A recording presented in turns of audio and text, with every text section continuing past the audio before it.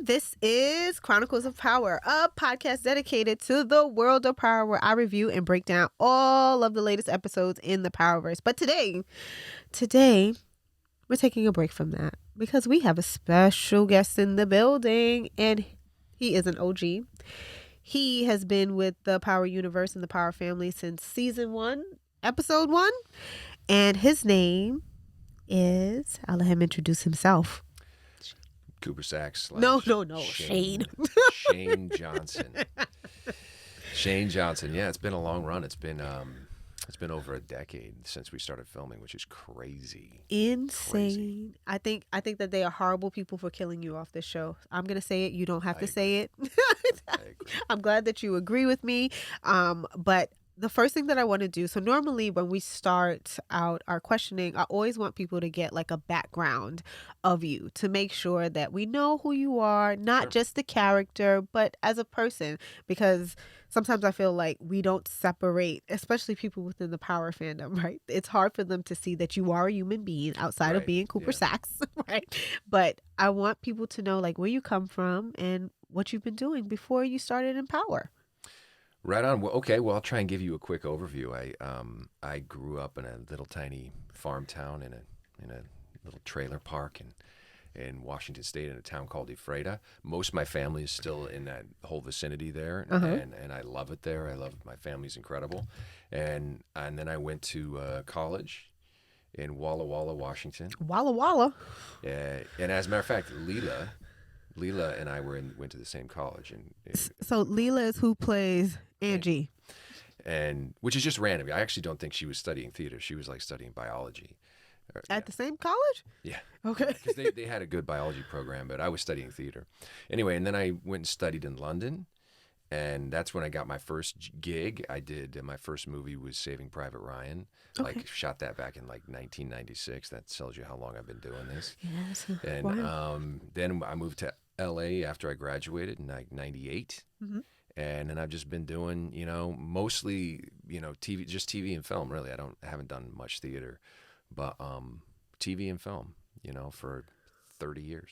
For 30 years? Isn't that right? 30 years? More. About? Could you say? No. 96. Right.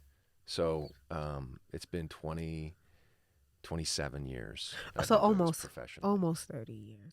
So we're almost there. But I mean, for the better part of your career, we've known you as Cooper Saxe. Yes. And would you say that you are completely different than Cooper Saxe, or are there pieces of your personality that you incorporate into Cooper Saxe?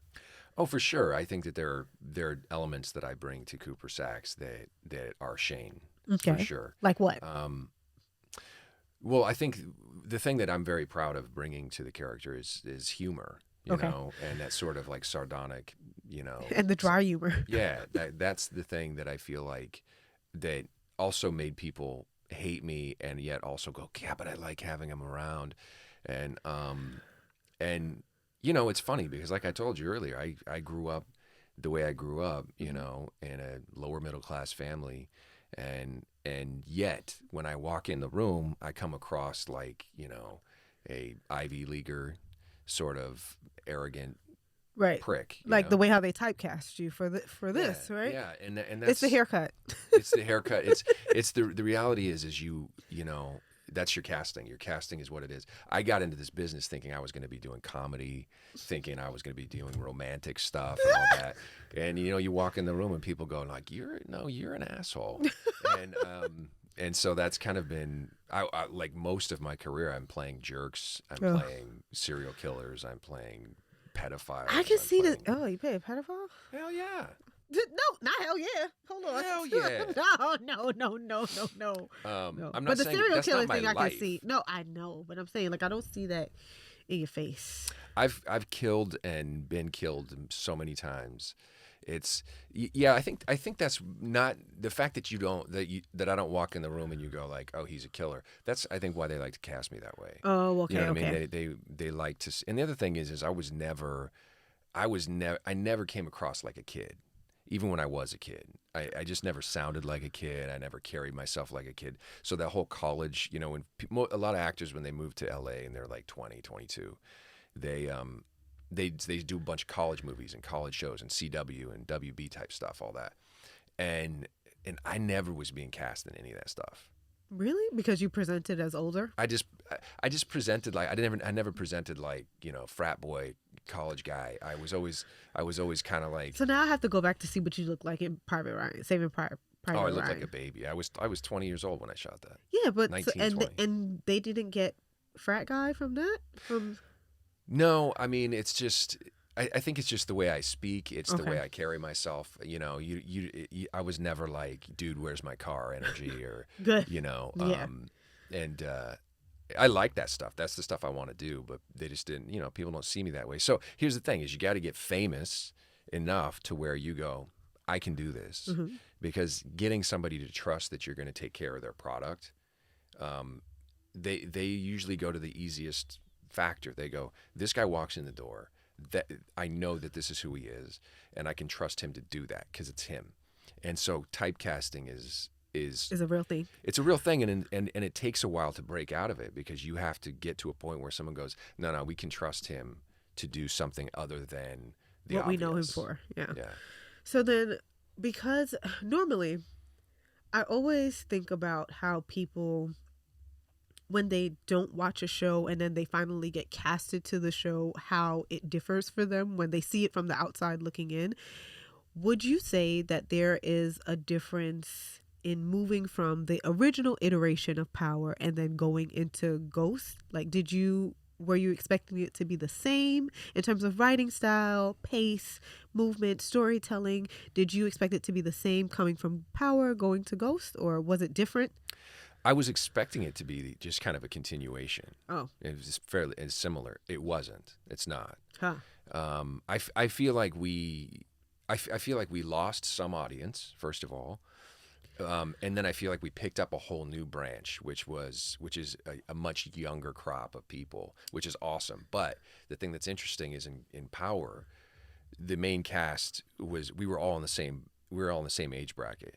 50, Omari, Joe, Leela, Naturi's a little bit younger, me, but we're all in that same age bracket. Lobos, the bad guys, like everybody was kind of like that except for the kids. Right. But they were children. Yeah, and they barely had any speaking lines Right. at that, and especially in the beginning. Anyway. Yeah, right, first few seasons. But then, in this, when you have the main cast members playing 20-year-olds or whatever, Mm-hmm. I started getting comments that and things from the audience which I was never getting in Power, which is like, you old ass this and that, all this sort of stuff. Really? And, yeah, and I was like, going, wait, hold on a second, what happened to the show? And it's just that we have a bunch of younger people. So now your watching the show. demographic is different. Yeah, and I think it's great. I think it was very wise to kind of Courtney to kind of conceive of, we're going to maintain a certain amount of audience here. Mm-hmm. And that's why casting Mary J and Method Man and keeping me on the show and Lorenz Tate on the show and stuff like that was important to keep that crop of people, and Naturi as well in season 1. Right. But then also bringing in this younger group and focusing on that college level sort of stuff, I feel like we expanded the Power universe significantly in terms of the audience. Right. Yeah. Because I don't think a lot of younger people watched Power No. at that time. I mean, And then like Power in the first 2 seasons, and then by the end of season 3 it started to actually take off. Like, it was one of those things where if you know, right? So I'm pretty sure, like, you can tell me when you first started filming Power, the first season, I'm pretty sure you were able to walk outside like nothing ever happened, right? Second season, you probably were fine too, right? But by the third season, you probably became more noticeable. And would you say that your life started to change as the show started to gain more popularity, or were you able to still keep a low profile?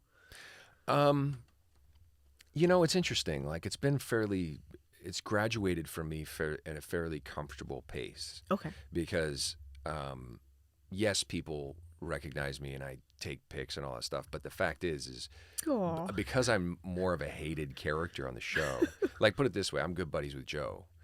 And I'll go out with Joe, and he stopped every 4 seconds. And people, they almost want nothing to do with me. I'll be right there.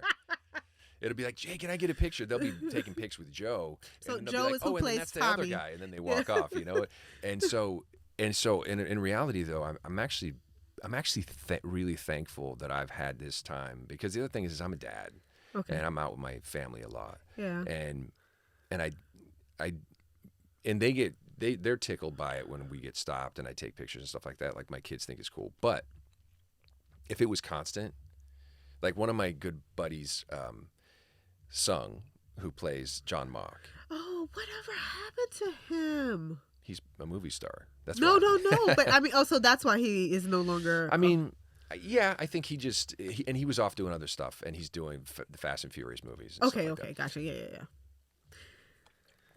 But we went out. I remember going out with him, and this was pretty awesome because we were kind of maybe season 4 or 5 of Power, and we were in Chelsea, and it was a bunch of us, Jr. and Leela and So myself, and it's J.R. Ramirez and Leela who played who Julio. played Julio, who they killed senselessly, and they did this stupid scene where they cut off his tattoo. I hated that. I But still go have ahead. that tattoo. You saved it? The Yeah, I've skin? got it back here. No, so we were out with Sung, and I think I'm trying to remember who else was there, but there was maybe 6 or 7 of us, Okay. and we'd get stopped a little bit for Power stuff. Sung could barely take a step. Oh yeah, because they know him from Fast and Furious. Oh my god! And I Plus, think he's it was really handsome. he's really handsome, and he's Uh-huh. funny, and he's gracious, and he's great, and he's one of my best friends. I love Sung, and but the rest of the group, it was really funny because I don't care, but you could see that it was very humbling to Oh, the to them. Power cast, because it was like this guy's a movie star. And the rest of you, we just know you from TV, if we even know you at all. Well, because that's the thing is the show's audience is very particular, and it's stars. Like you have to have stars to watch the show. yeah, and it's a paid know? subscription, right? Yeah. So I I forget about things like that. Sometimes I don't even consider it when I'm watching it, or when people tell me that they've never heard of it. Because, for instance, I won't say who, but I interviewed people who said that they never even heard of it before they auditioned for it, and I was like, what? Yeah. How is that even possible? Like, Yeah. how did you not hear of it? But I guess it's like it operates in a bubble, which is why I said earlier, it's one of those things, especially season 1 and season 2, if you know, you know. But I do want to talk about what they did to your character. Yeah. That's And why we're here. that's Let's why- talk about that. Let's talk about that. So by now, by the time you all see this interview, everything will have already aired. So we have up to 7, 8, and 9 will air when this episode drops. So we can talk about what happens in 9. And I want to say that I couldn't stand Cooper Saxe in the first in the first 2 seasons, and I couldn't understand why why his life was spared when Ghost and Tommy initially came for him. I didn't want him to die in that moment because I felt sorry for him. But then when he went to the club to try to kill Ghost, I was like, oh no, they should have killed him from back then. Do you feel, or do you agree with the progression of your character in the series? Agree with it. I don't really know how to answer that, but what I'll say is this: I'm so thankful that my character progressed and Okay. changed and evolved over time. He started off as a very straight-laced kind of. He was a jerk, of course, but that aside, he was by the book. Everything was by the book. But And then then there he was a kinda started- shift. Yeah, then there was a little shift, but it was a mini shift. It was like, hey, if I got to put this phone here so that I can connect these dots, I know he's guilty. I'm just trying to connect some dots. So really, he's still after justice. Building to the point where, he had so many losses and he couldn't win a court case to save his life. Right. He eventually was like, I'm taking the matters into my own hands, Right. which I thought was pretty wild and exciting. And it was also like the end of his career. You're going, is he going to kill himself? And then it was like, mate, he's going after Ghost. I mean, I thought it was a lot to play for me. And Okay. then coming into Ghost, showing my family, and then my niece Riley, like that brought in. What a whole- happened to Riley? They just She graduated and she's now a bioengineer. I'm kidding. I don't know what she's doing. I don't think they know either. Yeah. But- So, but she but having her sort of brought a different side of Cooper Saxe out, and then Mhm. also, having a love interest brought Oh. a whole other side of Cooper Saxe out. And then in season 2 specifically, we had love scenes and all that kind of stuff, which brought, I think people were going, wait a second, this is the same Cooper Saxe. I mean, it was just to me, it was a great evolution, uncomfortable evolution, because that sort of stuff's never fun, especially because I was like going, hey, hold on a second. I'm like in my mid 40s. Could you have asked me to do this in the beginning of Power when I was like, In my 30s. 35 and I was like cut up?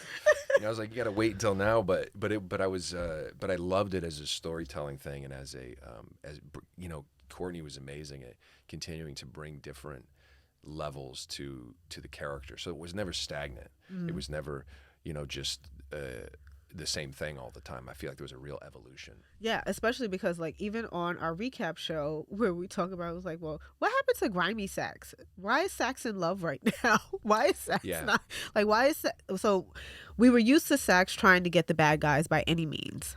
And then all of a sudden he wants to build a relationship with Jenny, and we're like, well, what's going on here? Well, and what side is Sax playing on?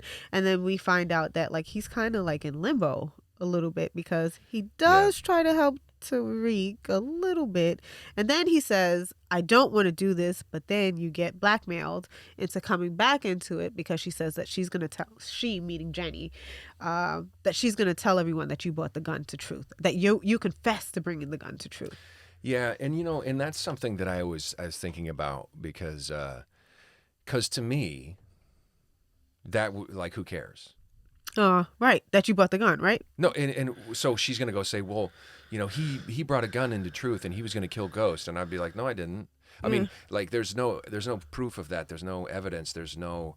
She's just gonna say I told her that, and I go, yeah, she's jaded, and she's she's wanting to get me disbarred, and Right. Yeah. so I could just There is a it's way like to a he said she said thing. Yeah, and plus you guys had a intimate relationship, so it Right. kind of seems retaliatory. Exactly. So for me, I was going, there's more to this, because to me, that wasn't enough. Her saying, if you don't do this, then I'm going to tell people that you told me, and I'll be like, I was trying to. And by the way, the thing that was really cold about that, I told her that Mm-hmm.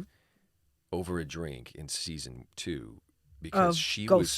she came in and she was so emotional because she got Lauren killed. She thought she got Lauren killed, and so to make her feel better, I was like, listen, I've done some crazy stuff too. Right. And I told her that to In kind of confidence, go, yeah. in confidence, but also because I cared for her, and I was like, I wanted to comfort her. And then she turns around and uses that Against you. moment against me. I was like, that is cold. Yeah, that But- lets you know that's not who you should be with. Right. But my point was, so there's other things at work here. It wasn't just her using that leverage against me.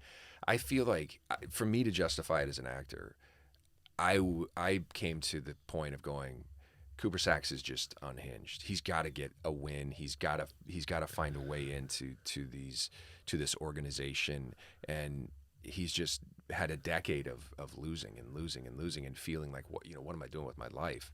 And so I feel like he just gets more desperate and is willing to just do things that are a little off the rails, because otherwise I can't make sense out of it. Right. So, okay, here's how I made sense out of it, or I thought that I was making sense out of it. I thought that Cooper, I thought his allegiance would be to McLean. And I'll tell you why, or to Davis McLean. I thought his allegiance would be to Davis because Davis essentially said, come with me, kid. I'll show you the ropes. Even though you were on the other side, I'm going to clean you up, give you a nice little makeover, make sure your hair is nice and tapered to Change the my side. diaper. Change your diaper. all Make that sure your suits are tapered nicely. You got custom suits, and you can make more money than you've ever made in your life. And you're not necessarily helping the good guys, but you're making sure that we're not overfilling the prisons, whatever the case is, right? So I thought that his allegiance would change, but are we to believe that Cooper was just a prosecutor through and through? No, I think no, because I mean, that's for me. No, Okay. I think that he did have loyalty to McLean. Okay. I think that, I mean, if I had my druthers, we would have, in my fantasy, McLean and Saxe go on and have some sort of Romance. spin-off like thing where they because I think it's really interesting to have people that are working together yet built so differently and come at things from just there's always going to be tension. It's a little bit like the odd couple, Right. and I personally loved working with Method Man, Hmm. and I loved the dynamic that we brought out of each other. Yeah. And I feel like when we are on screen together, some of my favorite stuff the last few years is the two of us on screen together, and so that's as an actor, but as the character, I do think there was loyalty there. I don't think he wanted to see McLean burned. I don't think that he even really wanted to see Tariq burned. I do think that he knew that there was this criminal organization out there with the Hmm. Tejadas and all this other stuff, and that Tariq was a small part of it. Hmm. But I think that if he could have, he would have navigated it in a way that protected Tariq, because I know that he wanted Tariq to turn his life around. Me too. You know. That's why I like so that's what I thought was going to be your ending before we saw what happened to you. I thought that your goal in all of this was to protect Tariq, which is why the scene with you and Paige Hurd, who plays Lauren, when you tell her that he's a monster, I was like, why is Cooper doing this? He knows that Yeah. Tariq's hand is literally tied behind his back. I'm not sure. So this part I probably should have checked before we started recording, but I couldn't remember if Cooper knew the stipulations of Tariq's schooling, whereas his father tied up all of the money in a trust. I don't believe Cooper knows that the trust, because you die before this is all let out, that the trust was sent to Westing Holdings, which ends up being a Ponzi scheme. So there's no trust anymore, or no way for him to feasibly get the money out of the holdings of the asset management firm, which is his end game. which is his end game, right? The whole reason why Tariq is doing this is because his hands are kind of tied behind his back. There's no one to take care of him. His father disinherited his mother, which is illegal in New York, by the way. You cannot disinherit your wife or your partner. Then Um, I'm moving. I'm getting out of New you're York. getting out, but you don't live in Oh, New right, York. right, right, Right, fine. right, right, right, right. But the whole reason why he's doing this, and I thought Cooper knew this, was because of how his father, or how Ghost rather, tied his hands. He had no choice, or he felt like he had no choice to get in a criminal organization, whereas he had to sell drugs. Maybe there were other things that he could do. Maybe he could sell candy like Diana, but that's never going to be enough because there's always people trying to blackmail him. And Yeah, I mean, it is kind of like interesting the desperation that these kids have for not just like, oh, I got to pay a few bills, but they just need stacks and stacks and stacks of paper. Like, listen, I'm not proud of this, but I was growing weed and selling. I was dealing drugs when I went through college. mhm, Not significantly, but I didn't have to because I was like, oh, I wanted an extra few $100 for some stuff, some right, food or whatever, mhm, and that was easy to do. But I was never like, oh, I need 10 bands. Like that's crazy to me. And so I actually think it's really interesting. It just kind of popped in my head, and maybe I'm way off track with the storyline, but because I don't know what happened season 4. okay. But the fact that Effie always seems to be broke, and yet she's moving so much weight. I'm What going is like, she how? doing with her money? What is she doing with her I money? don't know. And nobody's asked her yet. People are just kind of, Kane just kind of like, oh, I know how you operate. I know you could use this. And I'm going, and for him, he's like, it's no sweat. Right. And I'm going, she's living the same life you are. I mean, but the same thing can be said of Diana, right? And the only person who brings this up is like, okay, well, you have. This is why sometimes the clothing or the costumes in the show kind of piss me off, because I'm like, okay, You're saying can't you're broke, you're saying you're broke, but you have on a $2,000 shirt. right? Make it make sense. And then one of the characters actually calls it out. He was like, okay, you have on a whatever type of book bag she had on. She had on like a Louis Vuitton book bag, let's just say. He's like, well, why do you have on a Louis Vuitton book bag and you can't buy books? And why aren't your parents paying for your books? They paid for school. Why wouldn't they pay for your Right, books? right. Like, why do you have to do this? Why is your back so against the wall that you need to do this? Like Tariq, we can figure out why, right? Like there's no one here helping him. He's literally by himself. But someone And but also, like, and let's just also be real. uh-huh. Like, and this is where I kind of go, there's other stuff going on. I hope there's I other stuff hope because also, I went to college. Books aren't cheap, no, but they're they're still not. a few $100. Yeah, but It's not still. like you're going, oh, I gotta buy books. I need $10,000. It's like that's not what we're talking about. We're talking Right. about I need $300 to buy books. Well, my books when I was in college, they were about $500 to $600 per semester. Okay, Yeah, but I mean, so but five to then you six hundred need, bucks. yeah, just for books. But you need to. Well, I commuted That's to I turn school. 2 tricks. I make $500-600. Not two tricks, but I mean, like, sometimes one. It depends on my but caliber of my you client. still need. What you Oh, what are still we talking about? hold on. Let's bring it back in a little bit. But you still need clothing. You still need to eat. You still, if you stay on campus, you need room and board, or you need somewhere to Like we're live. sitting here trying to We're justify. trying to justify We're it trying to because, justify how they spend like, their money. no, but we're trying to justify what the writers are thinking at this Yeah. point, or like how, like, what are we supposed to do? Because sometimes I'm like, okay, here's what they want me to infer from this scene. This is what I'm supposed to get away from this. And sometimes I end up confused. Like if you like whoever listens to me recap the shows, I know they must get frustrated. Like, no, Keemie, they mean this by this. I'm like, well, how did they get to that conclusion? Something must have been cut. I think specifically when it comes to Effie, Uh-huh. she's got she mu I could be totally wrong, but I feel like she's got some other life because we don't know shit about her. Nothing.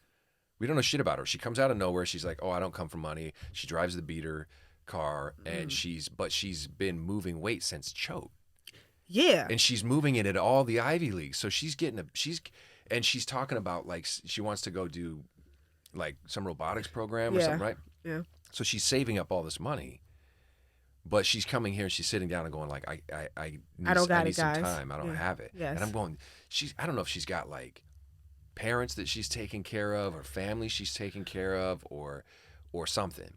Yeah, I mean, there's so many questions about Effie, and I just kind of feel like the maybe the audience is forgiving, or maybe we all are forgiving, and we just have bad short term memory, right? Because why did she feel the need to snitch on Tariq and Choate, and why is she excused for doing that coming into this new show?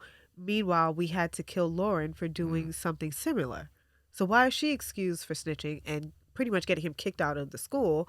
And she was dealing with him too. They had an agreement with it, and that's how we define snitching, right? We just if you are a part of the organization or you are a part of doing the bad thing, that is a snitch. If you are a civilian, which is someone like Lauren, and you are not involved in the organization, you wouldn't necessarily be deemed a snitch. You're a civilian, right? Yeah. You don't know Yeah. any better. You don't know what the inner dealings Right. are. Which is what Tariq was saying about Lauren. Right. He Which was is like, what he she's tries. not. Yeah, She's not. And she was she's not in gone. the The game. case was done. We Yeah. were finished. But what her rebuttal was good. She was like, well, she has a family. There's no way that she was just going to go That's and totally be true. gone. Yeah. But I guess my question to you is, how the hell did she push the car in the water? I tried to push my car before. Well, I mean that's like you put it in neutral. You know, you get him.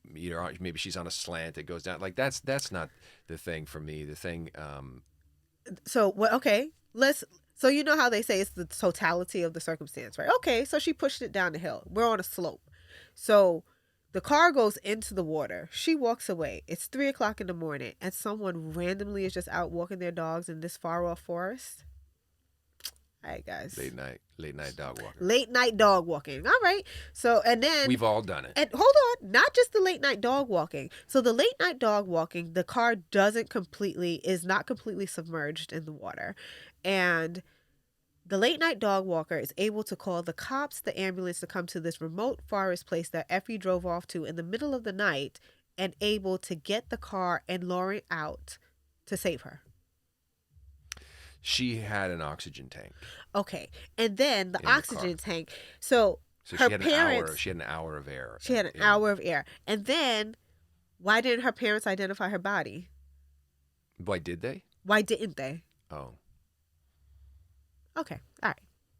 I'm just Back to Cooper back to Saxe. Cooper Saxe. I Back mean, to Cooper Saxe. but Cooper, but these are the questions that Cooper should have been asking to Jenny. Why? Yeah. Because Cooper was the one. I'm telling you, I got it all. I'm gonna bring it all home for you. Because Cooper is the one that brought the news to Tariq, and he couldn't tell him that the parents came to identify the body. He didn't even know where the cadaver was. No one saw the cadaver because there was no cadaver, and no one thought to ask any questions. That's the thing that bothers me with Power. Why does no one ask questions? No one asks questions. A big attorney like Cooper Saxe, right? Cooper Saxe has been an attorney, has been an AUSA, and is now a criminal defense lawyer. And he only decides to ask Jenny questions after they knock boots. Yeah. And he doesn't even ask Because the right questions. after a really nice session, that's when I start getting curious That's when I want to know things about legal issues. about legal issues. That's the time that I want to ask you the most pertinent questions to our careers and our livelihoods is after I finish knocking boots. That's what turns her on. Oh, She likes okay. talking legal stuff. She likes talking legal. She even said it to me at one point. She was like, you want to get me hot? Give me some evidence. Oh, That's what, I mean, literally, yeah. That's pretty much it, right? So, okay, let's go on a lighter note. just yeah. a What are little you bit. What are you doing? What are you trying to stop trying to tear this thing down? I'm not.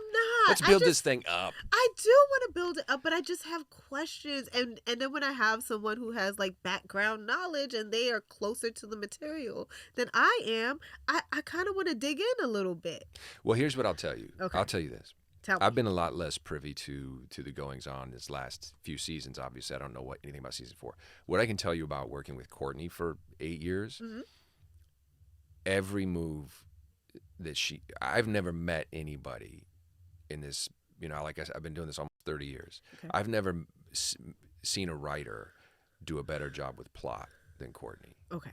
She just writes herself into a corner, but always knows the way out, and she always, ties everything up. Like I don't feel like you can't, like, I know you have a lot of questions about what's happening right now, which, by the way, potentially are going to be answered. Right. But from Power, everything was wrapped up. Now, there's no like loose ends like that. You know what I mean? I can think of one. What's that? How old was Paz's son? During Power? During when Ghost decided to pay for his schooling, right? Because he left money to Paz to pay for Junior's schooling. How old was he? Because now Junior is casted as the cop that's taking down Tariq. Yeah, but that's not Courtney anymore. You know what I mean? That's in somebody else's hands. So we just forget that he was a kid, and he has aged, but Tariq hasn't aged, and Tariq is only 1 year older. But Paz's son is now a cop. Yeah, was on some growth hormones. Okay. And also he's got a Shane, disease where he ages. Thank you. He ages a little bit Thank faster. you. I like that you are actually answering my questions right now because clearly no one else is doing it. Okay. Let me ask you about you. Okay. Yeah, ask me about me. Okay, That's my okay. favorite subject. I first know of all. about Me. you. Okay. I know that I'm kind of like venting to you a little bit, but like, what are some of the biggest lessons and takeaways that you've had from working on this show, from working on both the first iteration of Power and the newer version, Ghost now? What are some of the lessons or takeaways, not just from your character, but just in acting as a whole? I think that the most important thing for me has been the people. I feel like I've collected a lot of incredible friends, a great group of people, and like-minded artists, and that has been the most worthwhile thing. I mean, I could list 10 people right now that are so near and dear to me that come specifically from, even more than 10, and they come from this Power universe. So that has been the biggest gift to me from this, and also that I'll say that it's not hard. It's not hard to appreciate that you have a job. Okay. And I say that because, a lot of actors get a bad rap for being assholes and for being, egocentric and making things difficult.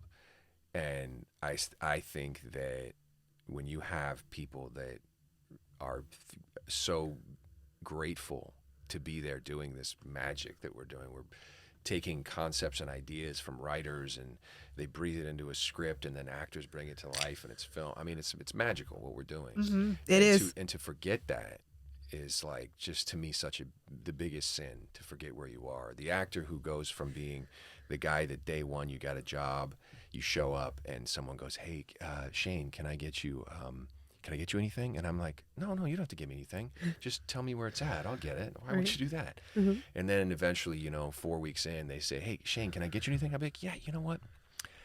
Would you mind getting me just like a coffee with a little bit of oat milk in it?" And they're like, "Yeah, of course." And then cut to 5 years later, and I'm like, "Where the fuck is my coffee? What the fuck is this?"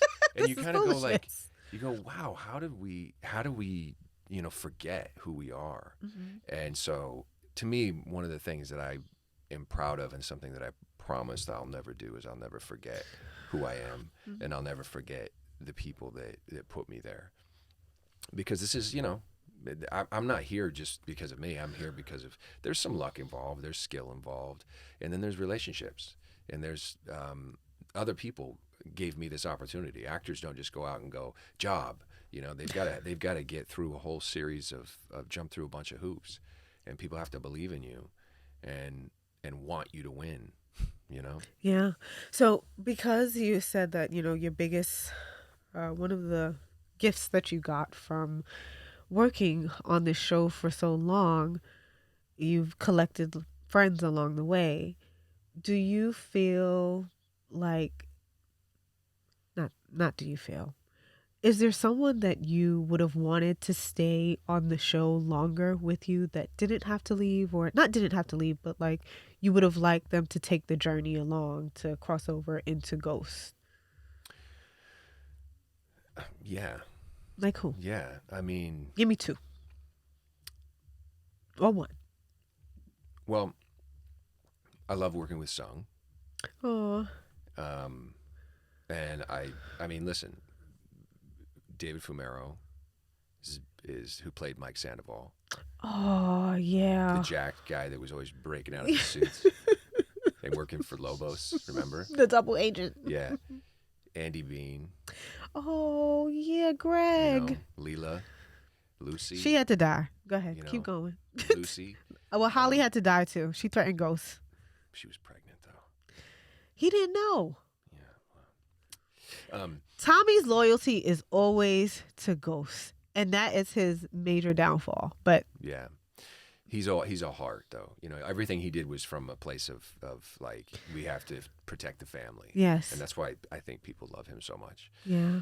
Plus, he's a great dude and a great actor. But so yeah, I think that I mean, and I could go on, but those people,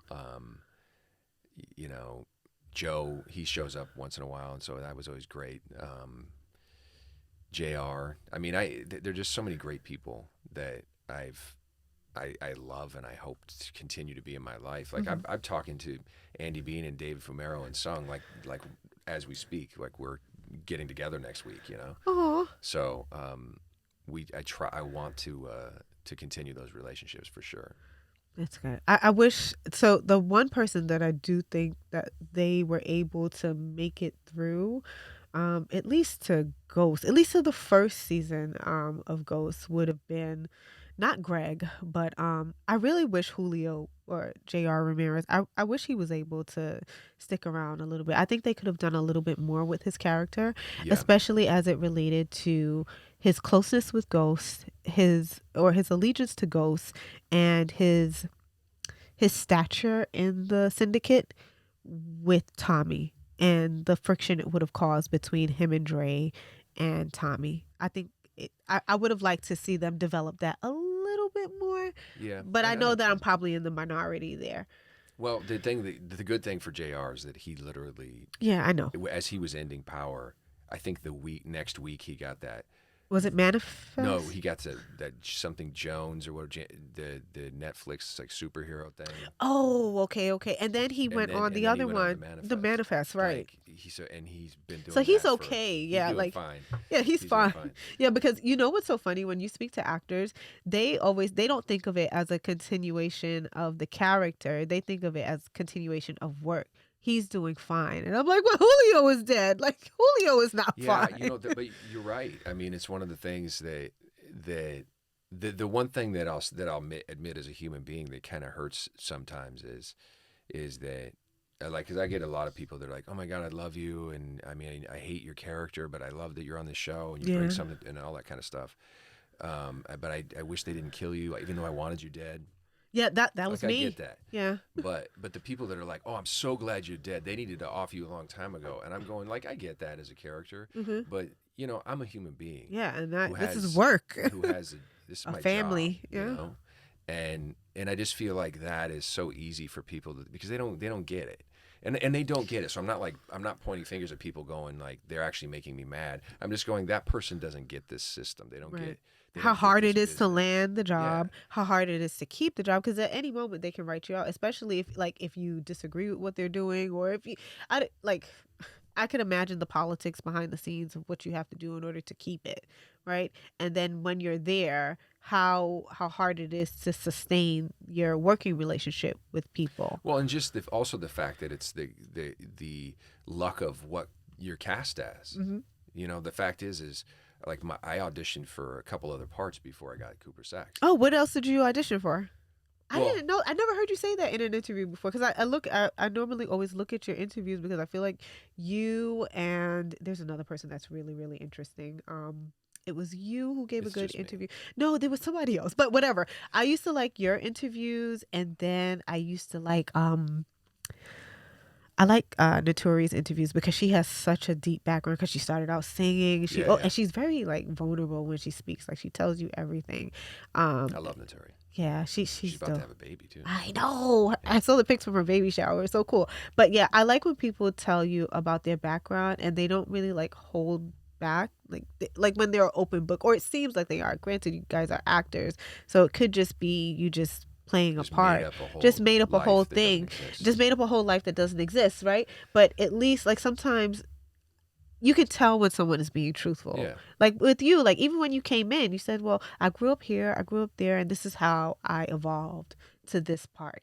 And to me, that means a lot. To other people who want to know too, like how can I go from where I came from in my small little town to end up on such a big platform. So, I mean that goes without Yeah. saying, That right? the hardest thing with that is support. Yeah. Like having parents or people around you that that blindly believe in you. Yeah. And your And gift and your talent and and the realists, those mhm. friends that are the realists out there, Right. they're not your friend, and they're not helping you. And if you're one of those people that likes to be a realist, and you pride yourself on just being like, oh, I'm just telling it how it is, it's like, no, what you're doing is suppressing somebody else's Yeah, and you're dream. crushing my dream. Yeah, Yeah. because and a lot of parents, and listen, I'm a parent. I have a 16-year-old and a 13-year-old, Uh-huh. Shep and Guns, and they're you know, I really try to make sure that as I'm helping them navigate their lives, that I am a support for them. If he says, my 16-year-old's like, I want to be in the NFL, and I'm going, all right, well, how do we get you there? And then the next day he's like, I want to be in the NBA. I'm like, I kind of go, okay, like let's Ooh. focus. At some point, you got to focus. Pick I'm which here to one. support you. Uh-huh. I mean that. I'm here to support you, but like, let's get you on the track that makes that you're passionate about. Right. But and it's hard. You get as a parent, you kind of get into like, how do I make this, work for them without being a realist, Right. You know what? and ruining something Yeah, like a but dream. like a dream. You know what is it's this reminds me of something you mentioned earlier, whereas I don't want to be the person that forgets or loses my humility. You didn't use this word, but whereas I can't go for my own coffee. And sometimes I feel that way with children. I don't want to forget what it was like to be a kid, to and sometimes where you need that one adult in your life, whether it's your parents or you would want for it to be your parents, you want someone to be your advocate, right? You want Yeah, someone to not only be your advocate, but to also encourage you and knock down everything that you say, or any idea that you have. They're not 100%. necessarily Because it's vulnerable. invested. Yeah, Because you're because vulnerable you're and you. coming to them, telling them like, "Hey, I got this idea. I think I'm really good at this, and I really want to do it." And not just with children, but even going for most creatives, right? Yeah, and a lot of times you don't have full confidence. You're testing it out with somebody that you love or care about or that To you see if they respect. believe in you the And if way they that go you like, believe in if they you. do that, that's like what I was saying with my kid, and I mean this about for Shep, and Gunner's got his own dreams, Uh but huh. like if he wants to be in the NFL or the NBA or whatever, Uh huh. he Did can he do really that. say those? Did he Yeah, really? Okay. he can do that. It's this. He's in no different position than I was when I was 14, 13, 14, going, I want to be an actor. Right. Did you In my always want to be an actor? From the time I was 13 or 14, Yeah. I was like, yeah, I think this is what I want to do. And then as I got to like 15, 16, I was like, yeah, this is what I want to do. And nobody around me, maybe it's because we were all a bunch of idiots, but nobody in my small little farm town, that nobody came from my town. Nobody I couldn't name somebody that you're like, oh yeah, I know who that is. Okay. There's nobody that came from my town that I know. Maybe I could be wrong, but so for them to go, yeah, you got this. You can go be an actor for sure. The fact that my parents were like 100% go do it, we believe in you, and my friends were like totally, like that's amazing to Yeah, me a lot of because people don't have that type a of lot of people support. don't have that, and that to me is probably one of the biggest blessings of my life, because if I had one of those handful of people that I really cared about back then, that I trusted, turn to me and go like, let's be real for a second, let's be real. Like acting, it's just a hard road. I just don't want you to get hurt. It's just a lot of rejection. And do you really have the talent? Do you really? It's just, maybe you should have a backup plan. All that crap. Hmm. One person talking to me like that when I was in that formative, vulnerable place Hmm. could have ruined this whole fucking thing for me, and I wouldn't be sitting here. I'd be like, moving boxes in a factory or something. Not that there's anything wrong with that, but it's just that he wouldn't have chased his dream. Yeah, that's all I mean. Yeah. Some people, that's somebody else's dream. It's not mine. This was my dream, and I would be, living my whole life looking over there, going like, they're living my dream, and I'm doing this. Hmm. So yeah, I think that to me, and among artists too, Right. it's so important when somebody gets a gig that you want, be happy for them, Yeah. Don't be a hater. and it's hard. There are times you see somebody doing something that you're going like, that's what I want. The next thought in your brain should be like, be happy for them, celebrate them, Yeah. let them know that you're proud of them. And even if you're jealous, because jealousy is just your system going, you could do that too. Don't take it out on them. Right. That's just you going. You have to be mindful of it though, and sometimes it's hard Yeah, for you people have to to. check yourself. Yeah, it's hard for people to check themselves. Because we had a conversation with one of the other actors from the show, where we were talking about, and he had the same outlook like you, where we were talking about celebrities who get roles, whether it's on Power or any other show, but they're not getting the role because of their acting prowess. They're getting the role because of their celebrity status. Yeah, that's a thing for sure. It's a thing. And his response was pretty much what you were saying. He's like, I have to be happy for them, because it's not easy to get this. And yeah, he doesn't say this part. And yeah, I can probably see like, okay, we know why this is happening, but at least that's not going to deter me from doing what I need to do to continue to get jobs in this acting game. Yeah, the concept of if somebody else got a job, so that's taking opportunities away from me is horseshit. There's so much content out there, and there's so many avenues, there's so many ways to create in this business, that for somebody to look at and be frustrated because The Rock was a wrestler and now he's the biggest movie star on earth, Right. is like, well, he's actually just an athlete. That's not fair. It's like, nah, dude, this is his dream, and he's an unstoppable businessman and entrepreneur. And that's, if you want to focus on something, be that. Right. I wish I had more of that. I'll Netflix and chill. I'll do it. I will. I'll hang with my family.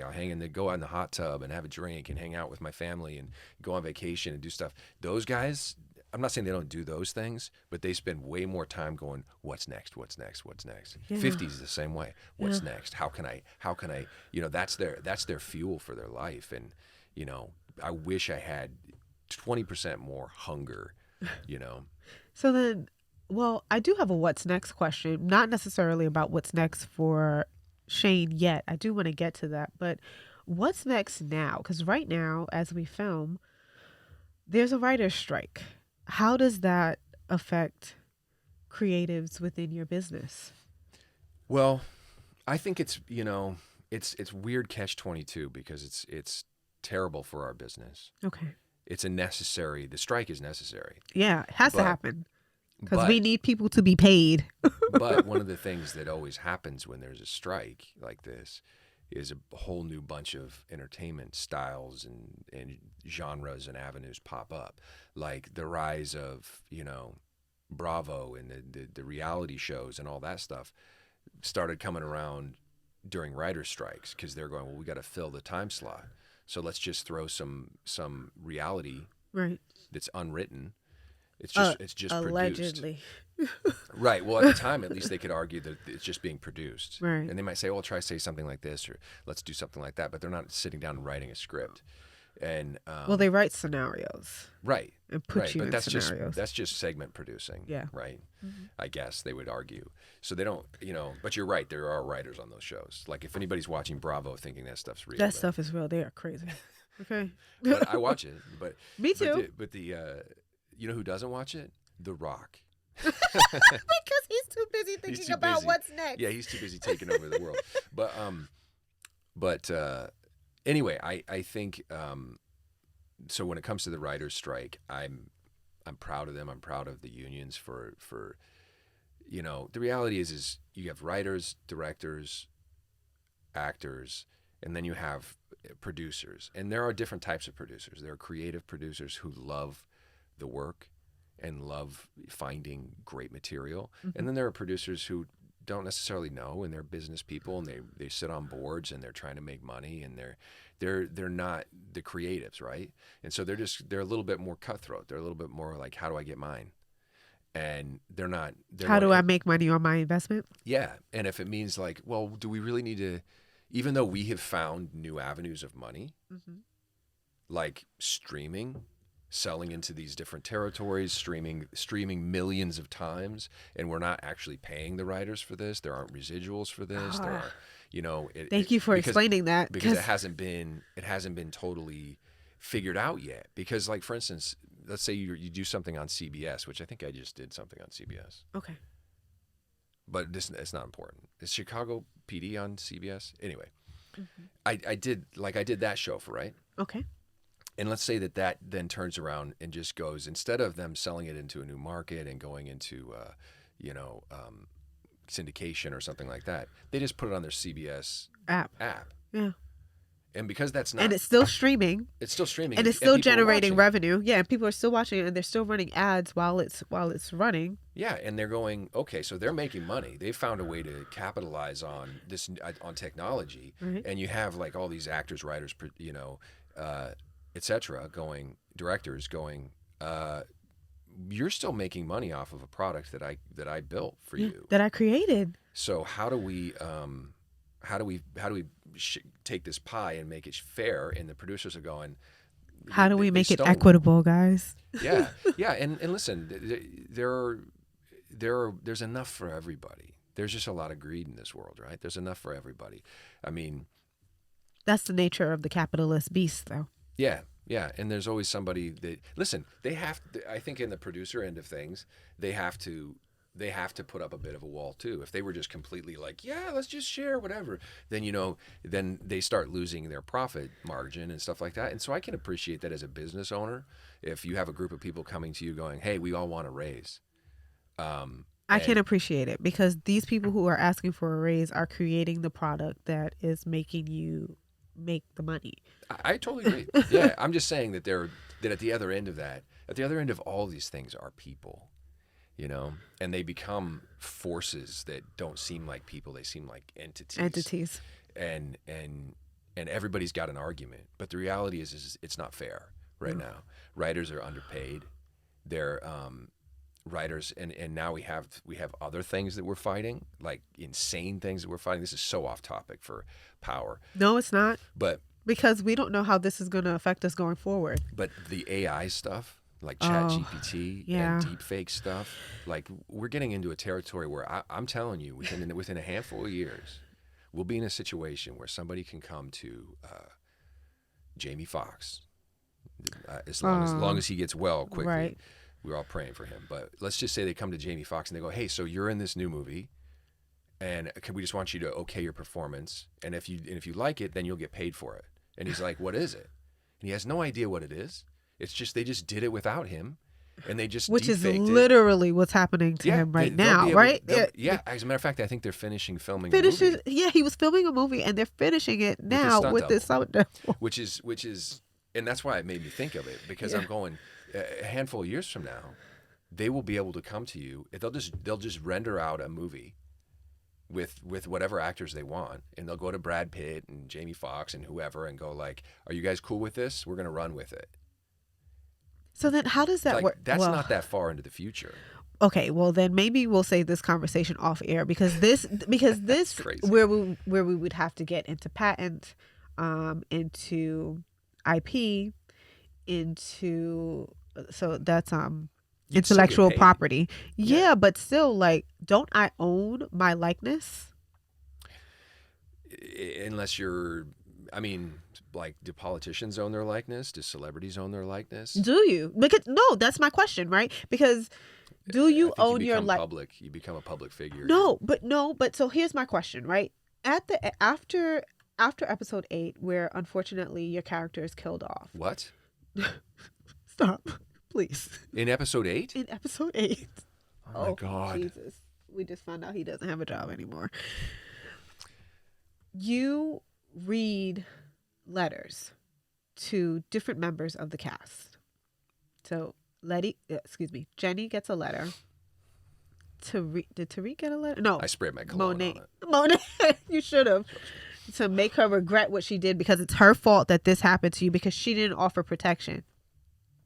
All because she was upset By that the way, there it was was sugar. like the next second, right? She's like, "And I can't get you protection." And I can't. 2 minutes later, I'm dead. You're dead.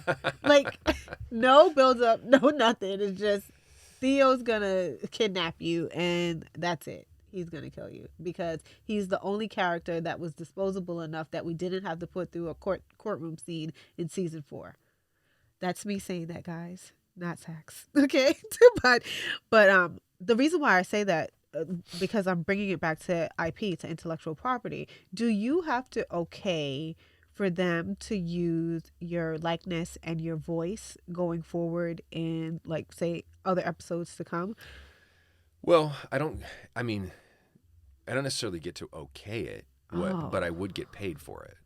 You know what I mean? So Okay. if they used if they Like a used me- flashback scene. yeah, like as a matter of fact, there was a movie I did a long time ago called Behind Enemy Lines. Mm-hmm. And, Oh, I remember that. yeah, and I was barely in it.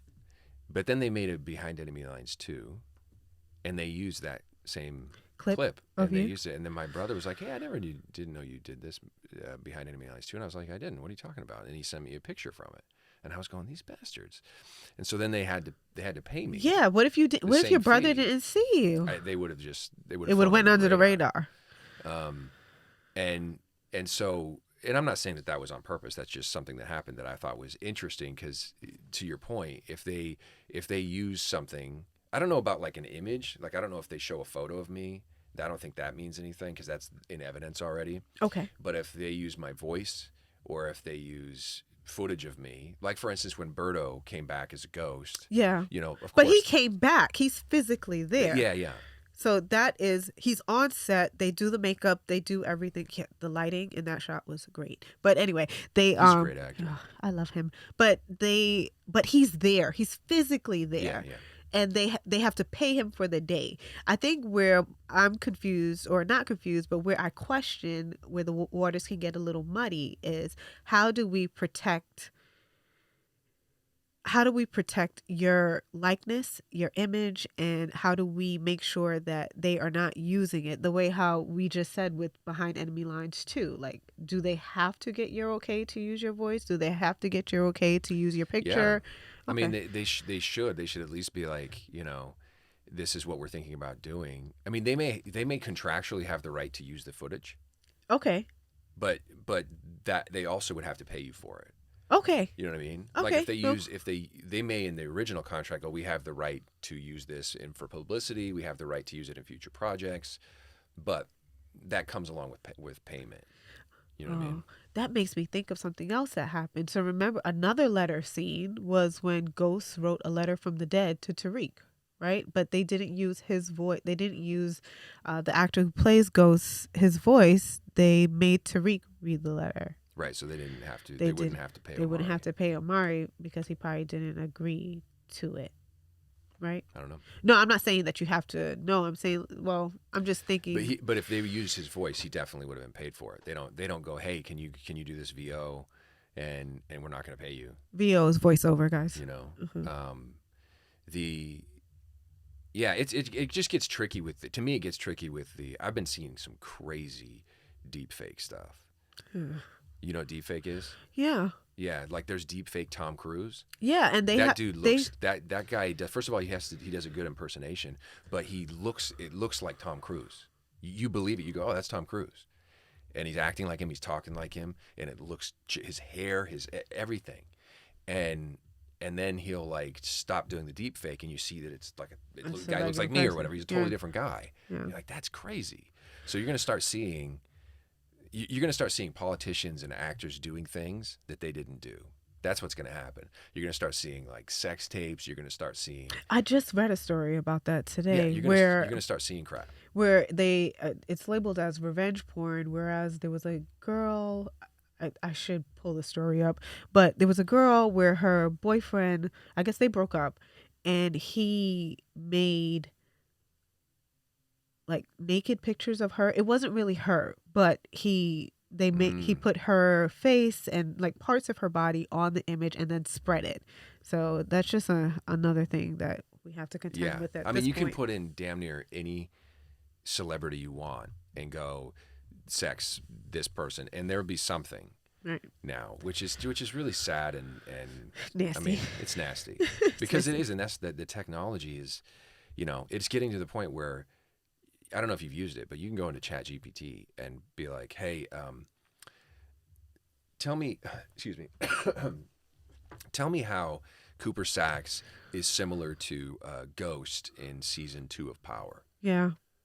and Literally. and No, no, no. And it'll pop up it'll because write you when I a summary. It'll write you a story, no, and you're going, literally. what? Yes, yes. But like I do those things myself, right? Where I do it by hand. But if before you came, I went through. So we're about to play a little game, right?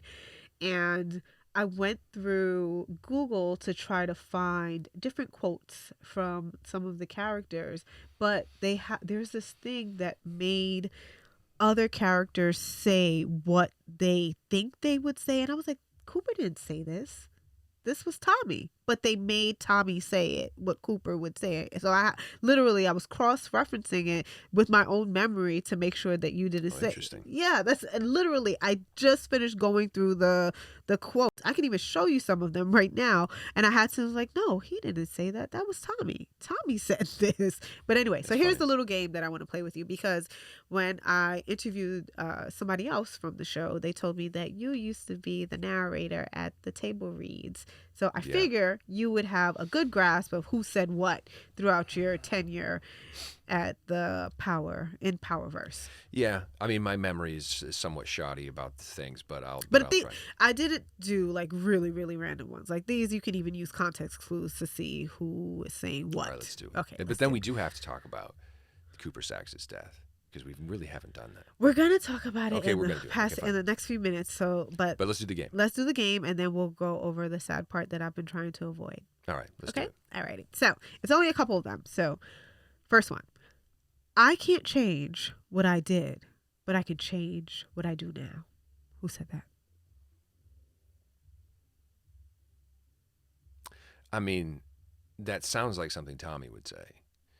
Um, Final answer? I can't change what I did, but I can change what I do now. Yeah, I'm gonna say Tommy. Incorrect. Ghost. Okay. Okay. Next one. This ain't rocket science, guys. We selling dope. Well, that sounds like Tommy. Is Nope. that Tommy? No, it was Ghost. What ghost with these lines? I know. This is from that line is from like season 2. Okay. I'm part Sicilian? That makes sense. I eat the shit out of pizza. Well, that's got to be Tommy. Yeah, that's Tommy. Okay, good. You got one right. Okay. What type of lawyer you think works for the government?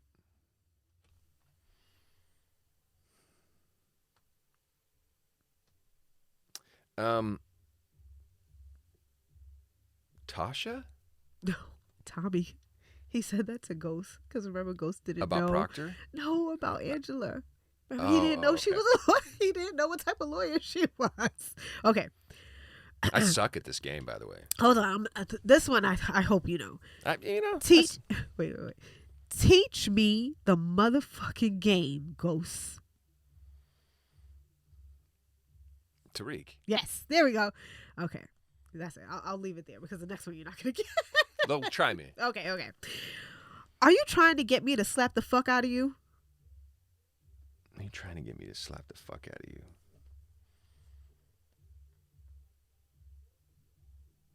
Yeah, I don't know. It's Tasha. Was it? That's actually who I thought it was going to be. Sounds like something she'd say.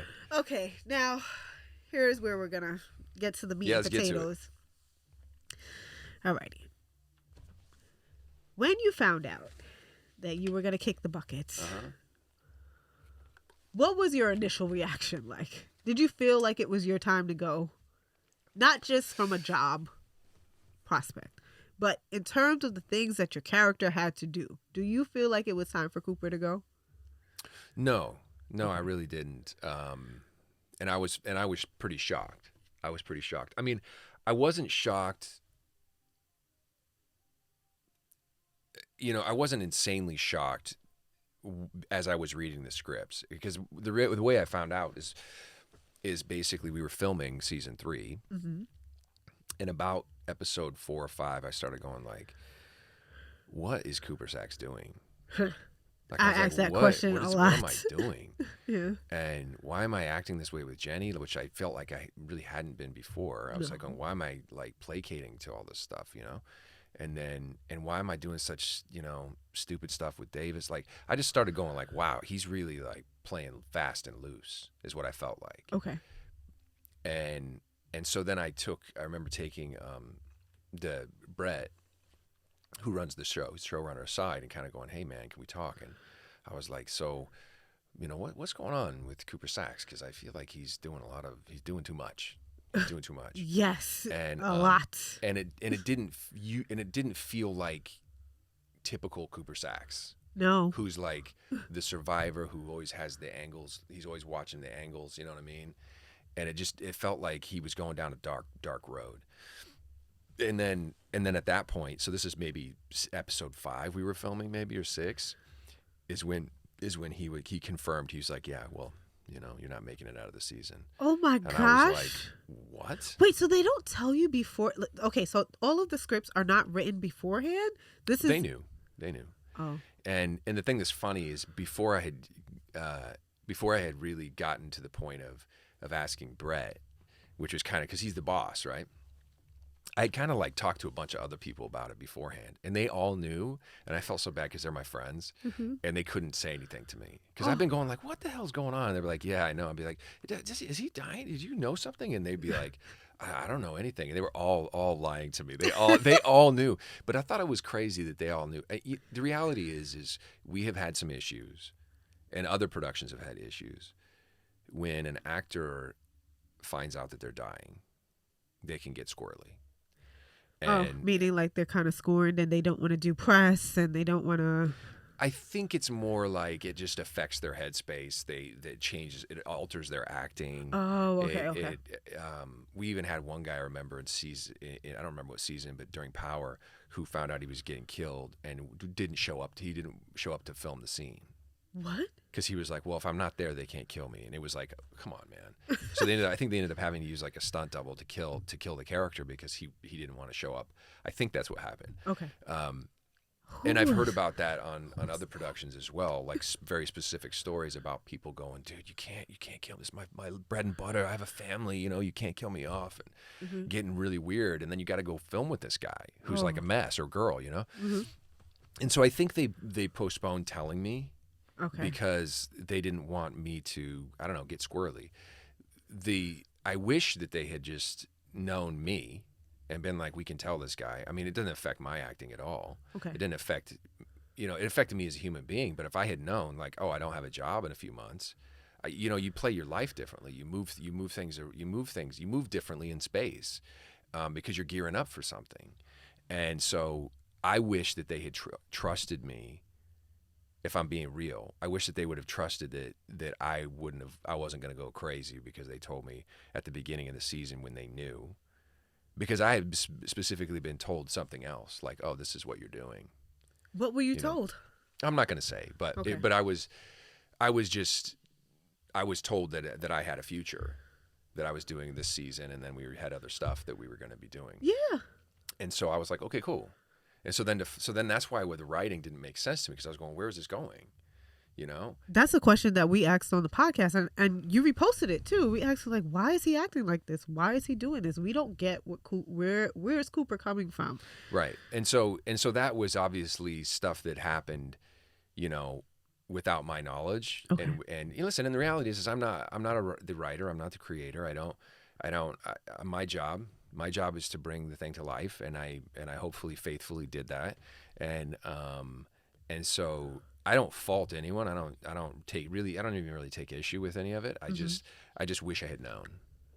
Did you know that Redman was supposed to do it? Or did they already change it? Did they already change Theo's character by that time? No, like I had. Was it always supposed to be Theo who did the kill? I mean, I only found that out like maybe a few weeks ahead of time that it was Theo. Okay. And I knew at that point I had known that Theo was recast. Okay. But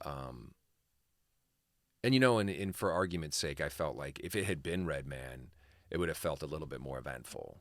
No offense to Jordan, because Jordan's a great actor and it has nothing to do with him. Right. But there's a weight to Redman. Yeah. And he's Method Man's brother. Yeah. In real, like, they may not be blood brothers, No, but they're not blood brothers, but they are family. brothers. They are family. And so to have him do it would feel like an extension of Method, whereas this just kind of felt like that's the Somebody dude I just got him out of prison. Yeah. And also, like you said earlier, it kind of got tied up with a bow. So cute, like he kills himself. It's kind of like, oh, we don't have to worry about this anymore. And in my head, selfishly, actor Shane selfishly felt like I wanted, and it may, by the way, I don't know what happens in the future, right? I don't know, but I wanted, the last OG death to be significant, to be something that had a ripple effect that really kind of, like if Tommy had done it, if I know exactly what you're saying. I'll say it. If I thought that someone of Cooper Saxe's stature within the show, I thought that only a lead would have been able to kill him. Right. And it would have felt satisfying if like his past caught up with him. Yeah, and then also like they did it like in episode Tasha. 8. Yeah, and they did it in episode 8 where like we normally get something big that happens or something that's going to lead up to something big that happens, because normally the big death happens in 9. Right? That's historically, well, at least in the first iteration of Power. The big deaths happen in episode 9. Episode 8 is where we set up something big to happen. And I was like, they killed Cooper in 8? Like, that didn't even make sense to me. And then, like, a random character did it and then killed himself? Yeah, and that's the thing. And it does feel random. And I think a lot of people are kind of going, but by the way, again, in all fairness to the storyline and the creators and all that, it was supposed to be Redman. And it would have had a different vibe if it were Redman. even to me, because I would have been like, well, it's Redman. Okay. And so and I think the culture would have forgiven it more. Yeah. But now they're feeling like that's random dude. Yeah, that's random dude. We don't know him. Yeah. And what's his real beef with Saxe anyway? Like, granted, I can make excuses for why he would do it, but I'm like, he just got you out of prison. It doesn't matter what underhanded thing Right. he may have done. He got you out of prison. He didn't know you only had a month to live. He's just letting whatever time you do have left to live, you're able to have it on the outside and be there with your brother. Yeah. But who would have known that he was going to come out disgruntled, only be given a month to live, and then take someone's life because he has nothing left to live for? Well, and the other thing that doesn't, well, God, we're getting off into the weeds. He's not a killer. Yeah, He never, because he went to prison for something that he didn't do. yeah. So it seemed rather. It seems weird. It seemed that just seemed rather easy for him, being that. I mean, I'm not saying, I don't know if he's a religious man or whatever, but obviously he loves his brother. He was doing this for his brother, trying to save it because Davis tells him there's a RICO and Cooper's involved in it. Yeah, and that was it. And so that's why he's YSL going, RICO? I'm gonna take him out, And so he made up his mind, like, well, I'm out anyway, so I'm gonna save Davis in the meantime. So I get that. I do get that. The riding for he's your not a brother killer. part is what you get. Yeah, for Okay. sure. But he's not a killer, right?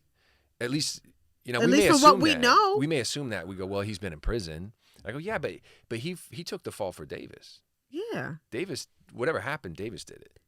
I don't know. It doesn't play good to me because the character that he was playing seemed kind of meek. It could be because he was sick, but he seemed like he was just content with his life in prison. He didn't want to worry anybody about what he was going through. And for him to just take this final stance that, oh, I'm going to kill this guy who is potentially a rat. Where did that even come from? Yeah, by the way, the biggest mistake Cooper Saxe ever made was getting him out of prison. I mean, now we know that, right? Yeah. Now we know that. But Yeah. I feel like it felt a little off to me. Yeah. Well, the thing that like I said, I mean, I love the show. I'm so grateful to the show. I'm so grateful to Courtney for everything that's given me. And I feel like, what I'll miss is like that we had that great like rooftop scene with me and Method, where he's drinking. Where he's drinking and venting to you. Yeah. I did like that scene too. And it's kind of like you could He's like, bring it in. Yeah. And I feel like there was an argument for those characters kind of headed in that direction too. Now, granted, Saxe had some shady, underhanded stuff going on, but so does Method. Yeah. Like they're both keeping secrets, right? Right. That's the nature of the game of power. Though and no one is telling. There's always something that's not being told. Yeah, but ultimately, I'm very proud of the work, and I did. It's funny. There is a bit of me that wanted. This is so dumb, but it's just I wanted that monologue moment. Aww. You know what I mean? Yeah, I feel like they tried to do it with the letters, but that's a little ridiculous thing to say. Like you want to have like a death monologue because that's like something that happens in bad movies. Yeah. But the fact that like I have this exchange with Jenny, which is kind of heartbreaking, That's how you guys leave it. Yeah, that's it. I get in the car. He puts a gun to my head, and then I'm dead. Yeah. I mean, that's just the end. That's and I'm just the kind of end of like it. going, man, I didn't have the. It just felt like for catharsis for the character and for me, I felt like it would have been interesting if there was a way to. And by the way, I don't even have an answer to this, but if there was a way to kind of have it have an impact, have a message to it, something. Now that being said, there is the argument on the other side of it when people are just taken, like, boom, it's over, and it jars you. That's exciting as an audience member, like, to see somebody who you think is a main character all of a sudden get hit by a bus. And it's just like, whoa, what just happened? Yeah, like with And they're Ned just gone. Stark. Yeah, like how did we Ned chop Stark Ned? for sure. Yeah. Or like I remember T.R. Knight, like on Grey's Anatomy. Oh, right. He just is like, he's a main character. We're rolling with, everything's fine, and then all of a sudden he gets hit by a bus and he's gone. And that's You're it. just like, what the hell just happened? And so there's something to be said for that. because that's something that has a ripple effect. People talk and people, it's exciting. Selfishly for me, I wanted to have the wait. I have a few things to say. let me let me pull out my Let me get speech. some glasses on and start. Okay. So I guess the last question that I have for you is, if you could turn back the hands of Saxe's time, where do you think your first misstep was in terms of like sealing your fate? um, I think it was agreeing to work with Jenny. There we go. Agree, because the other thing is I think he let his, and it was really interesting dynamic because I love Peyton and we did a great job, I think, working together and finding stuff. And but she was always so cold. The character was just so cold to him, gave him nothing, and yet he was kind of like fawning and putting himself out there and talking love, talking family, talking emotions and stuff. And she was like, I got work to do. And I just, being that I know Cooper was a fairly calculating, Initially, businessman. he was Yeah. very calculated. He was not like Ghostin, like he's always 5 steps ahead of everybody, but he did have an end goal. But he's a survivor. He was Right. like, Look at how long. ambitious and ambitious. Yeah. And I think that, so there was something in there where he just let, what it is? His mistake is he let his guard down. He let this woman get in there and use him. And, ultimately she got him killed. I mean, he gets himself killed. Obviously got to take responsibility for that. But she just kind of threw him to the wolves at the end, Okay. you know? Then let me ask you this. If you can't answer, I completely understand. Back in the day, Courtney used to always do like post show talks. She even used to go on live and answer questions. And one of the things that she was adamant about was her love for you, like as an actor, even as the character. She always used to, like, when people used to say those things, like, how is Cooper still alive? Why is Saxe still there? How does this person die and Saxe doesn't? She always said that I love Shane and I like Cooper, and this is why Cooper is necessary.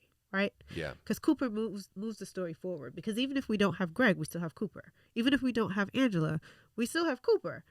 And now I'm like, how does power move forward? But I think my question here is, do you think the reason why they killed you off is because you don't have someone like Courtney advocating for you to stay on the show anymore?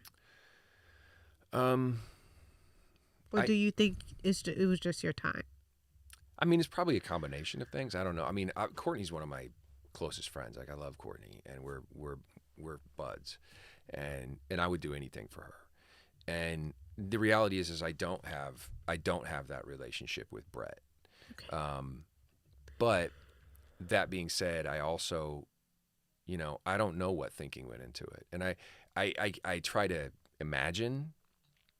And usually when I try to imagine, like, what brought them to this, it, my insecurities start getting like all fired up, and I start thinking like, did I do something? Did I say something? Did I, and it's all nonsense. It's just trying to figure out something that to me doesn't totally make sense.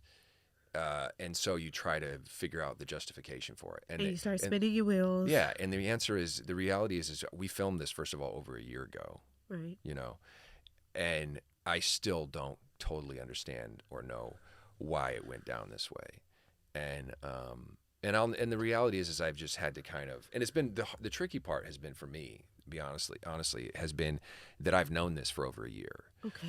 And I get asked all the time, hey, how's filming going? What's up with season 4? Like, how's it going? Where are you at? What's going on? How's the show? And I've had to just kind of like, Play it off. yeah, play it off. And yet there's this other shoe of knowing that I'm getting killed off, Mm-hmm. and not totally fully understanding why. And I'm just being real. Like, that's, by the way, nobody has the responsibility, or They don't have to be accountable to you no, they in don't have to be accountable explaining to me. why. They don't have to explain shit to me. They want to kill me off. They kill me off. I don't have a contract that says I get to do everything on Power forever. I would have loved that, but they have no obligation, and so I but it does put you, and I know that this is true for some of the other actors too that have gotten killed off, or just not brought back. It definitely, as a human being, it makes you feel vulnerable. It makes you feel like, did I do something? Because we try to answer. It's a puzzle, so you Right. kind of go like, what did I do? Why do I suck? Did I make somebody mad? Is it just my time? And I know, going all the way back to Power, like for Courtney, sometimes with Courtney, this stuff was laid out ahead of time. Like, she knew that Greg Knox, she knew that trajectory. So it's like J.K. Rowling in a sense, right? Where she has everything mapped out. She knows Yeah, how the story is going to end, what the yeah, progression of the character is going to be, what their arc is. yeah. She So knew when all you of those got things. cast, and I was saying this earlier, we were talking about me auditioning for other parts. Like, I auditioned for Greg Knox. Well, originally I auditioned for Tommy, but then which was hysterical. I'm sure if that tape exists somewhere. But then I auditioned for Greg Knox, and I mean, in some respects, I'm very thankful that I didn't get that part. Okay. At the time, it was a much juicier part and much, A lot more lines, yeah, a lot more screen time, yeah, and but he it was was a for a regular. reason. Yeah, Yeah. but I'm still here. Well, I was until a few days ago, Right. and so that is just different trajectories and it has nothing to do with the actor. Like, Andy Bean's first of all, an awesome human being and a great actor. Like, he just happened to be a character that was meant to get into some trouble, to be a hound against Ghost, and to get have this relationship with Angela, and he couldn't continue to exist. Yeah. I guess his makes sense. Sometimes. Well, the bottom line is, we do know this: the Rico couldn't go anywhere. We're not going to rope up all these people and get back into some courtroom stuff for a year. Like, that wasn't going to happen. And so once the Rico came up, I think the reality is they're like, okay, how do we get out of this Rico? Well, who's the connective tissue that puts all this together? Cooper Saxe. He's the CI. He's the guy that they use to kind of mount the Rico on his back, even though he didn't know that, but they're doing that. And so he's the expendable person that you get rid of that puzzle piece, you don't have a case. You know what I mean? Yeah. Because now all their evidence is going to be. It dies with him, which is what they did with some of the other characters, right? Yeah. Which is why Whitman had to go, because they say, and they explicitly say it too. Like, sometimes Power is so on the nose. Like, oh well, all of whatever he had dies with him, but we do have this last little file that we stole from his house, or that we procured from his house. Yeah. And that's Yeah, it. I mean, and it's the thing that sucks with any show is when you see just great, like Jeff Hepner, Uh-huh. who played Whitman. Whitman. Fantastic actor.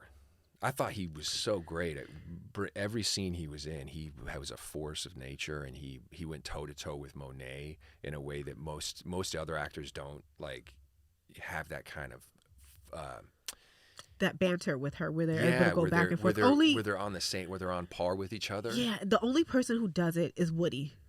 They're Yeah. the only one that lets him spar with her a little bit verbally. Yeah, and he had some great stuff in that last episode where he's like, where she says something like, "Don't be thinking in your stupid head," whatever it was. Yeah. And he's like, "Oh, so that I don't question you," or He's like, so that you don't kill me. He's like, are you gonna kill me too? Yeah. But he doesn't say it like he says out of fear. manipulate me. He says, Yeah. you're gonna manipulate me. It's Yeah. not gonna work on me anymore. Yeah, he became the man of the house. Yeah. And Drew's just unhinged right now. Right now. Yeah. But I do want to thank you for spending all of this time with me, and for breaking down Cooper with me, and Yeah. other characters too. I mean, you didn't have to, but you did, and I really, really appreciate your time. I appreciate your time on the show. I appreciate what you brought to the character. I like that you are so graceful about how you explain him, and that you actually seem to care about the product that you put out as an actor, and that you care that the fans care. Thank you. Thank you. I You're appreciate welcome. that. So This was a blast. This was fun. Aw, We got off into the weeds a few times. yeah, we on some talked about stuff, a but lot that's of okay. different things, but that's all right. That's all okay. right. That's what podcasts are for. So thank you again, Mr. Shane Johnson. Come again welcome. anytime. Oh, All you right. know what? Before we stop, really quick, do you have anything coming up that we should be looking out for? I mean, I've been on a track recently. I did Chicago PD. I did Okay. Blue Bloods. Oh, you did Blue Bloods? I did SWAT. Oh, you got all the cop shows. I'm doing this great show on Amazon that this hasn't aired yet, but it's called Them. Well, the first season aired. It's kind of like it's a Little Marvin did it, but it's a kind of like a Jordan Peele sort of vibe. Oh no, I watched them. Them? Yeah. Yeah. So I'm in. I watched the first season. It's great, right? Yeah, but so there is something. Have you heard of black trauma porn? Where they feel like studios are capitalizing on black people being hurt. No. So that is some of the critiques about them. But I will definitely look out for it. I saw the entire season of them. I thought it was the first great. one. I thought it was great too. I mean, it's supernatural. I don't really feel it like, is. It is supernatural, but there are. I mean, it is based in some sort of reality too. Yeah. Yeah. I mean, I feel like sometimes I feel like when you have Little Marvin behind it or something like that, it kind of goes, well, hey, this is being filtered through, through somebody that's handling it with care and that has like. I mean, I guess you could have people making those arguments about Jordan Peele as well. Yes, yeah. Oh, come on. Yeah. Okay. Alrighty. I mean, I'm open to that. And then I have a couple movies coming out. Ooh, that nice.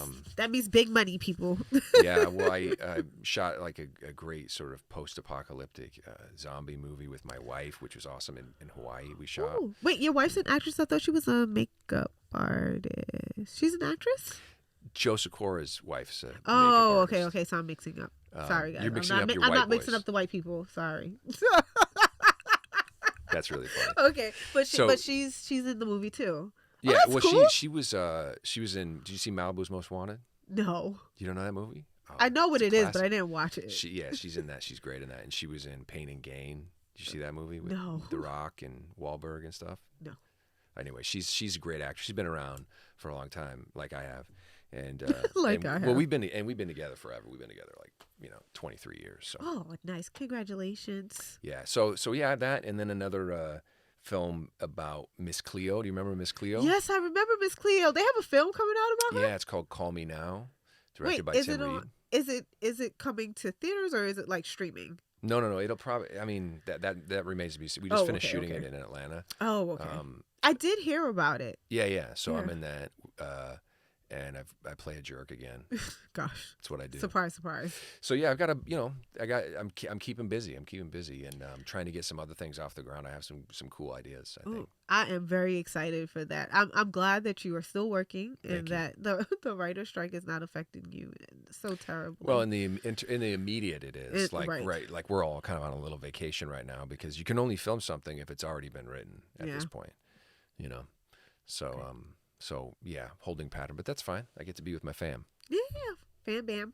Alrighty. So this has been Chronicles of Power. Thank you, Mr. Shane Johnson. You're welcome. Thank you. And we're out.